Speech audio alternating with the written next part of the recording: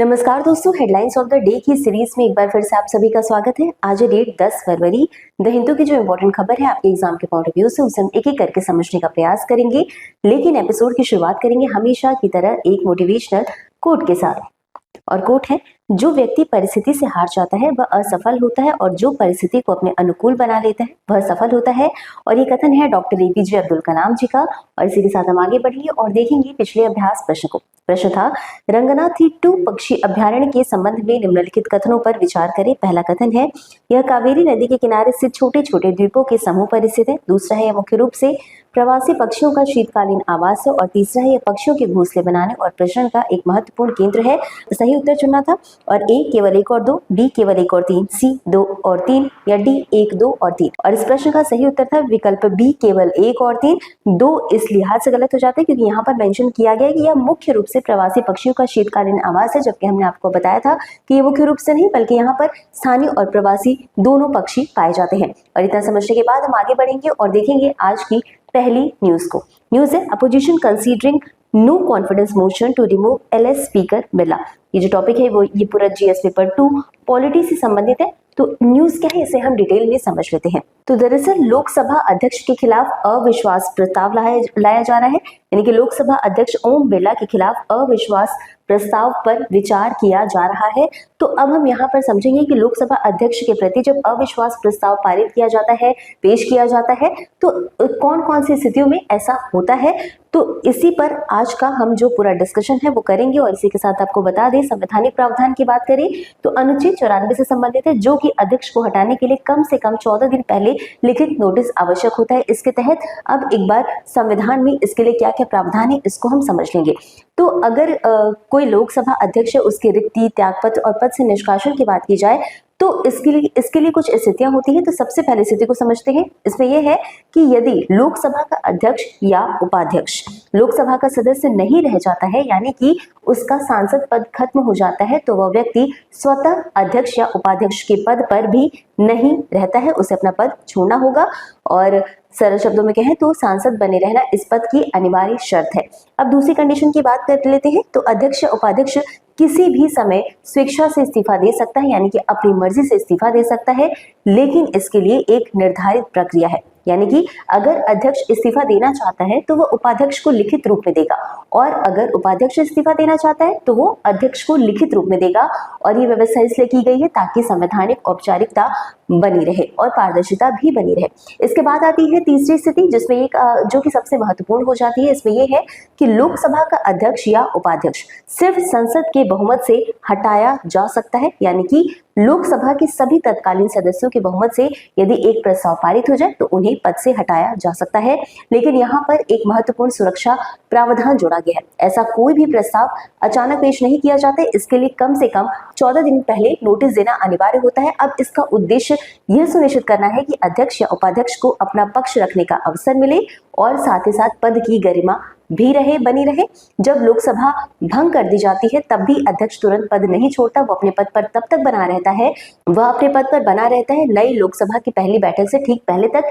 यानी कि इसका कारण ये है कि नई लोकसभा के गठन तक संसदीय परंपराओं, शपथ और प्रक्रिया को संभालने के लिए एक संवैधानिक निरंतरता बनी रहे। तो ये हमने पूरा समझा कि लोकसभा अध्यक्ष, लोकसभा स्पीकर जो होते हैं, अगर उन पर अविश्वास प्रस्ताव पारित किया जाता है तो वो उनका पद कैसे खाली होगा, क्या क्या कंडीशन होती है। और इतना समझने के बाद हम आगे बढ़ेंगे और देखेंगे आज की अगली न्यूज को।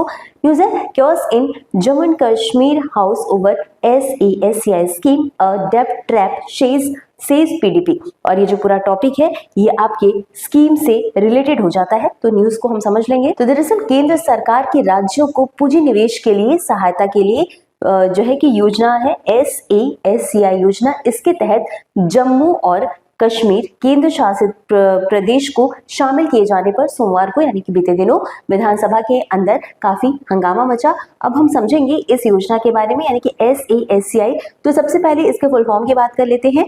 तो इसका पूरा नाम है इस योजना का special assistant to state for capital investment, Hindi में वैश्विक स्तर पर प्रतिष्ठित पर्यटन केंद्रों का विकास।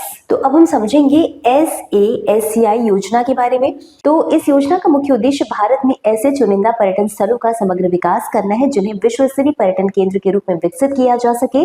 और इस योजना के तहत इन स्थलों की आधुनिक अवसंरचना का विकास, उनकी ब्रांडिंग और वैश्विक स्तर पर मार्केटिंग पर विशेष ध्यान दिया जाता है ताकि भारत को अंतर्राष्ट्रीय पर्यटन मानचित्र पर मजबूत पहचान मिल सके। अब इस योजना की प्रमुख विशेषता की बात करें तो यह केवल किसी एक ढांचे तक सीमित नहीं रहती है, बल्कि पर्यटन के पूरे अनुभव को बेहतर बनाने पर जोर देती है। इसके अंतर्गत चयनित परियोजनाओं को वित्तीय सहायता दी जाती है। पर्यटन मूल्य श्रृंखला के सभी चरणों, जिसमें कि आवागमन, ठहराव, आकर्षण, सभी चरणों में स्थानीय सेवाओं को मजबूत किया जाता है और डिजाइन और विकास के लिए उच्च गुणवत्ता वाली विशेषज्ञता का उपयोग किया जाता है। साथ ही टिकाऊ संचालन, रखरखाव और पर्यावरण अनुकूल विकास को भी अनिवार्य बनाया गया है। इस योजना के अंतर्गत परियोजनाओं की पहचान राज्य सरकारों के द्वारा प्रस्तुत प्रस्ताव के आधार पर की जाती है। इन प्रस्तावों का मूल्यांकन कुछ निर्धारित मापदंड पर किया जाता है, जैसे पर्यटन स्थल तक संपर्क की सुविधा, पर्यटन पासिंग तंत्र की मजबूती, सतत संचालन और प्रबंधन की व्यवस्था, परियोजना से उत्पन्न प्रभाव और अतिरिक्त मूल्य तथा स्पष्ट पर्यटन विपणन योजना। परियोजनाओं का कार्यान्वयन और प्रबंधन संबंधित राज्य सरकारों द्वारा किया जाता है और इन्हें अधिकतम 2 वर्ष की समय सीमा के भीतर विकसित कर पूरा करना अनिवार्य है। वित्त पोषण की बात करें तो भारत सरकार इस योजना के अंतर्गत 31 मार्च 2026 तक राज्यों को आवश्यक धनराशि उपलब्ध कराएगी। भारत सरकार के पर्यटन मंत्रालय के द्वारा इसे कार्यान्वित किया जाता है। और इसी के साथ आगे बढ़ेंगे और देखेंगे अगली न्यूज को। न्यूज है new species of dragon fly discovered in Kerala. और ये जो पूरा टॉपिक है ये GS पेपर 3 एनवायरमेंट से संबंधित हो जाता है। तो न्यूज को हम समझ लेंगे। तो दरअसल केरल में वैज्ञानिकों ने ड्रैगन फ्लाई की एक नई प्रजाति की खोज की है और केरल की समृद्ध जैव विविधता को देखते हुए इस नई प्रजाति का नाम जो है रखा गया है लीरियोथेमिस केरनलेसिस। इसका नाम रखा गया और ये प्रजाति एर्नाकुलम जिले के कोथमंगलम के पास वरापेटी क्षेत्र में पाई गई है। खास बात यह है कि ये ड्रैगन फ्लाई घने जंगलों में नहीं बल्कि छायादार अनानास और रबर के बागानों में मौजूदा तालाबों और सिंचाई नहरों के आसपास रहती है। जो पूरा शोध किया गया इसमें ये भी पाया गया है कि ये ड्रैगन फ्लाई मौसमी रूप से दिखाई देती है और केवल दक्षिण पश्चिम मानसून के दौरान मई के अंत से अगस्त तक उड़ती हुई नजर आती है। बाकी समय ये पानी में रहने वाले लार्वा यानी जलीय अवस्था में रहती है और बागानों के भीतर मौजूद नहरों और तालाबों में जीवन चक्र को पूरा करती है। इस प्रजाति की पहचान इसकी स्पष्ट लैंगिक भिन्नता से भी होती है। नए ड्रैगन फ्लाई जो है वो चमकीले गहरे रंग की होती है जिस पर काले निशान होते हैं। मादा ड्रैगन फ्लाई आकार में थोड़ी भारी होती है और पीले रंग की होती है जिस पर काले निशान होते हैं। दिलचस्प बात यह है कि यह प्रजाति 2013 से केरल में देखी जा रही थी, लेकिन लगभग 10 साल तक इसे गलती से दूसरी प्रजाति समझा जाता रहा, जिसे पहले केवल उत्तर पूर्वी भारत तक सीमित माना जाता था। बाद में वैज्ञानिकों ने जांच की, संग्रहालय के नमूनों से तुलना की और इससे अलग होने की पुष्टि की और संरक्षण के दृष्टिकोण से वैज्ञानिकों ने चिंता जताई है क्योंकि इस ड्रैगन फ्लाई की अधिकांश आबादी संरक्षित वन क्षेत्रों के बाहर पाई जाती है और इसलिए शोधकर्ताओं ने कहा कि रबर और अन्य वृक्षारोपण वाले इलाकों में भूमि उपयोग बहुत सावधानी से किया जाना चाहिए ताकि तालाब, नहरें और छायादार वातावरण बना रहे और इस प्रजाति का अस्तित्व सुरक्षित रह सके। और इसी के साथ आगे बढ़ेंगे और देखेंगे आज की अगली और अंतिम न्यूज को। न्यूज है anaemia blood disorder can distort diabetes test HbA1c result says study. ये जो पूरा टॉपिक है ये GS पेपर 3 हेल्थ से संबंधित है। तो हाल ही में एक अध्ययन किया गया, अध्ययन की क्या क्या बातें हैं उसे हम समझेंगे। तो HbA1c की बात की गई। HbA1 टेस्ट पर अध्ययन किया गया। आपको बता दी कि ऐसा ब्लड टेस्ट है जिसे पिछले 2-3 महीनों की औसत ब्लड शुगर को बताता है ये, और इसका उपयोग मधुमेह यानी डायबिटीज की पहचान और निगरानी के लिए किया जाता है। लेकिन हाल ही में जो अध्ययन हुआ ये बताता है कि भारत जैसे देश में केवल HbA1c टेस्ट पर निर्भर रहना कई बार गलत नतीजे भी दे सकता है। और इसका मुख्य कारण है कि भारत में anaemia, sickle cell, thalassaemia, G6PD की कमी जैसे रक्त संबंधी बीमारियां बहुत अधिक पाई जाती हैं और ये सभी स्थितियां शरीर में हीमोग्लोबिन की मात्रा, उसकी संरचना और लाल रक्त कोशिकाओं की उम्र को प्रभावित करती हैं, जबकि HbA1c सीधे हीमोग्लोबिन से जुड़ा होता है। जब हीमोग्लोबिन ही असामान्य होता है तो HbA1c का मान वास्तविक ब्लड शुगर को सही तरीके से नहीं दर्शा पाता। विशेष रूप से आयरन की कमी से होने वाला एनीमिया HbA1c के स्तर को गलत तरीके से बढ़ा या घटा सकता है। इससे ऐसा लगता है कि व्यक्ति को डायबिटीज है या उसकी शुगर नियंत्रण में नहीं है, जबकि वास्तविकता कुछ और हो सकती है। और इसी तरह G6PD की कमी वाले लोगों में HbA1c सही ढंग से शुगर का संकेत नहीं देता, जिसके कारण मधुमेह का निदान कई वर्षों तक टल सकता है। विशेषज्ञों के अनुसार ऐसे मामलों में केवल HbA1 पर भरोसा करने से इलाज में देरी होती है और आगे चलकर किडनी, आंखों और हृदय से जुड़ी जटिलताओं का खतरा बढ़ जाता है। और इसी के साथ HbA1c टेस्ट की लैब तकनीकों में पर्याप्त मानकीकरण नहीं होने से भी अलग अलग जगहों पर इसके परिणामों में अंतर आ सकता है। टाइप 1 मधुमेह के रोगियों में HbA1c और वास्तविक ब्लड शुगर के बीच सीधा संबंध हमेशा नहीं पाया जाता, जिससे निगरानी और भी जटिल हो जाती है। और इसलिए ही विशेषज्ञों का सुझाव है कि भारत में मधुमेह की सही पहचान और बेहतर प्रबंधन के लिए एक बहुपरीक्षण तरीका अपनाया जाए और इसमें HbA1c के साथ साथ ओरल ग्लूकोज टॉलरेंस टेस्ट यानी OGTT और फास्टिंग और post prandial blood sugar test, घर पर नियमित शुगर की जांच और जहां संभव हो निरंतर ग्लूकोज मॉनिटरिंग को शामिल करना चाहिए। अब एक बार टाइप 2 डायबिटीज को समझ लेते हैं। तो ये मधुमेह का सबसे आम प्रकार होता है। एक ऐसी बीमारी है जो तब होती है जब आपके रक्त में ग्लूकोज का स्तर, जिसे कि ब्लड शुगर भी कहा जाता है, बहुत अधिक होता है।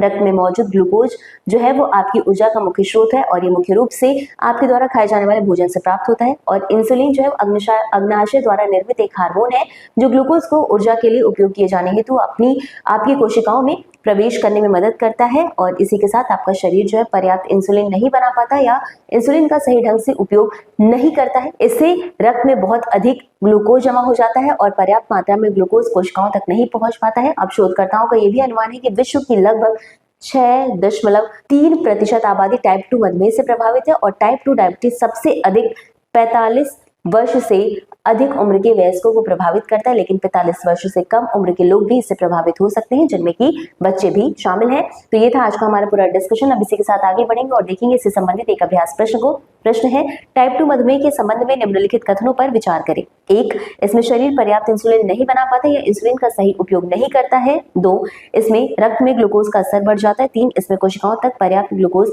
नहीं पहुंच पाता है। आपको बताना है सही उत्तर कौन सा है। तो A केवल 1 और 2, B केवल 2 और 3, C केवल 1 और 3 या D 1, 2 और 3। और इस प्रश्न का उत्तर आपको हमेशा की तरह कमेंट बॉक्स में देना है। इस प्रोग्राम की PDF को आप हमारे Telegram channel next times Hindi से डाउनलोड कर सकते हैं। आज के लिए बस इतना ही। मिलते हैं अगले एपिसोड में इसी तरह कुछ अहम और जरूरी खबरों के साथ। तब तक के लिए धन्यवाद।